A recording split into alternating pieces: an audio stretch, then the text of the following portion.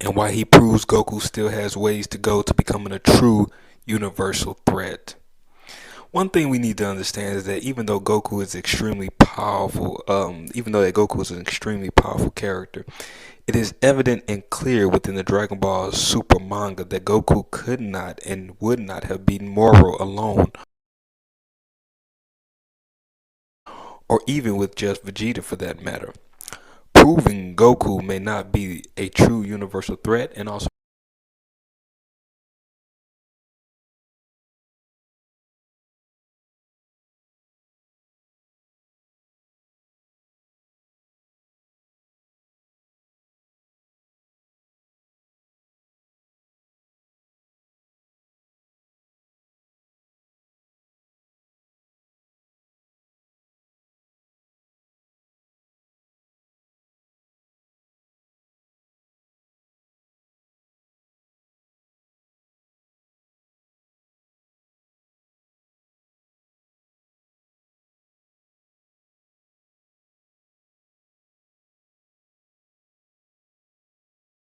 proving that the Z fighters still have ways to go to becoming the most powerful characters in their verse.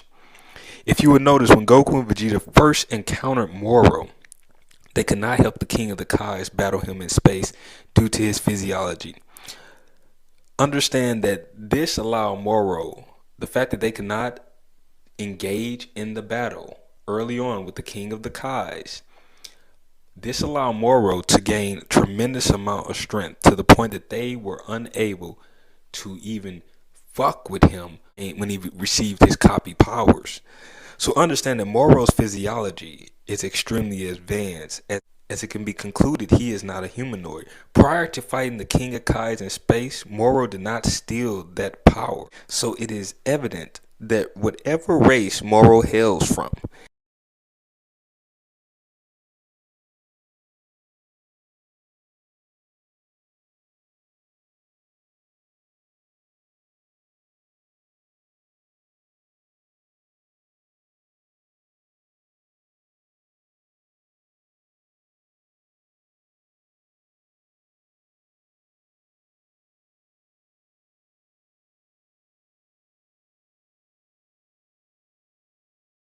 they were born with the resistance to certain situations and certain environments. Breathing in space is one of them.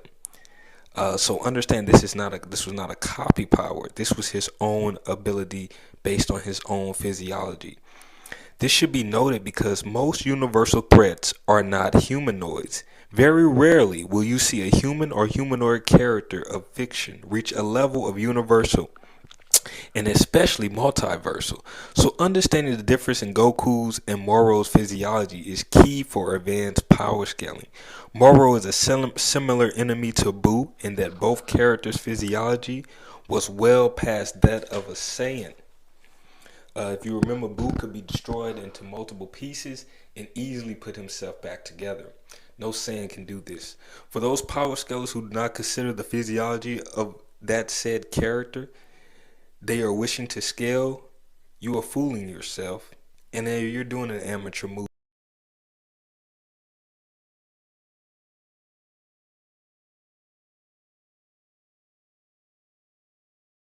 As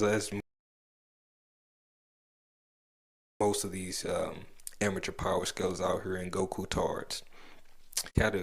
The physiology of a character is just as important as the five categories: physical strength, speed, durability, hacks, and energy projection. Before I begin to scale a character, I make it very important to study their physiology. Another thing to note is Moro's regenerative ability.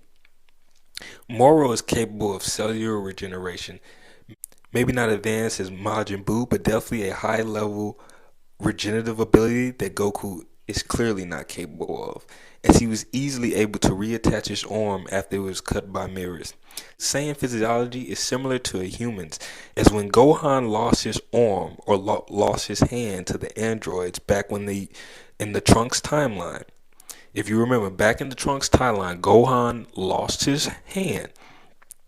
When Gohan lost his hand to the androids, he quickly understood that it would be impossible for him to surpass Android 17 and Android 18.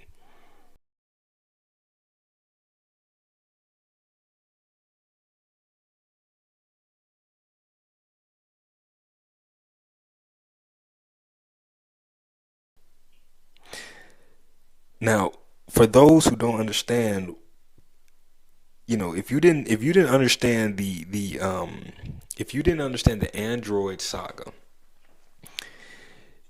Gohan was still fighting the androids on Earth, and so was Trunks. He was training Trunks.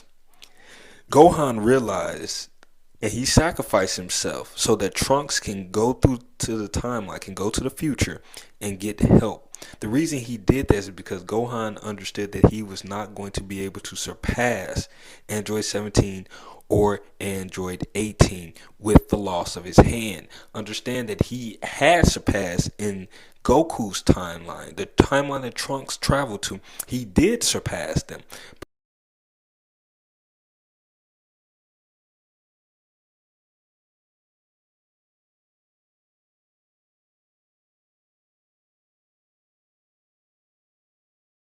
But in this timeline, due to him losing his hand, he was not going to surpass Android 17 or 18. Gohan died in Trunks' timeline not because he couldn't get stronger. It was because Gohan had lost his hand and it weakened him. When a human or humanoid loses a limb, it's not like our senses. Our other arm doesn't become stronger until we train it. As humans, we become weaker when we lose a limb. It is very important, it is very important that we understand this. Every important technique that Gohan has ever used, the Maseko, the Kamehameha way, even his very fighting style itself requires more than one hand. The only technique Gohan could utilize with one hand is the Destructo Disc or the Special Beam Cannon. And the Special Beam Cannon is a charge move. So Gohan would have to concentrate. So while I don't believe a Saiyan warrior can never get stronger without a hand, I do believe it would be tremendously harder for any Saiyan, whether that be Vegeta or Goku, to become stronger without a hand, such as when Moro still maintained most of his power even when he lost his hand and was able to reattach his hand like nothing had happened. This is one of the reasons we have to scale Goku appropriately. The other discussion that needs to be set forth is the fact that unlike Goku, Moro by himself has threatened the entire universe on more than one occasion, proving further that Moro is a true universal threat that should not be fucked with. See, what many of you don't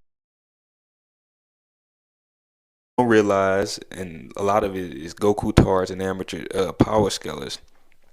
Well, see, what many of you don't realize is Moro threatened Universe 7 millions of years ago before ever meeting Goku.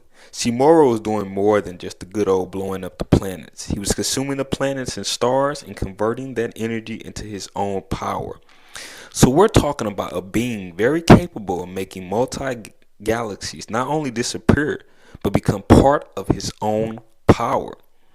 This power proved too much for Goku and Vegeta, hence why Mirrors needed to sacrifice himself to help Goku defeat a true universal threat. For those who don't understand who Mirrors is a angel in training. So we are talking about someone who is on Whis, or at least closer to Whis level than any of the Z fighters. See, what many Goku Tars are going to mull over is the fact that had Mirrors not destroyed Moro's copy ability, Goku would not have defeated Moro. What many scalers fail to realize or acknowledge is that Goku has never defeated a true universal threat by himself. He's never done it. Had Mirrors not destroyed Moro's copy power, because Moro had the ability to copy abilities. Even if Goku and Vegeta had fused, they still would have lost, as Moro had copied Vegeta's fission power, rendering the good old fusion useless. So understand, guys, that certain hacks abilities will defeat Goku. There are many hacks abilities that would give Goku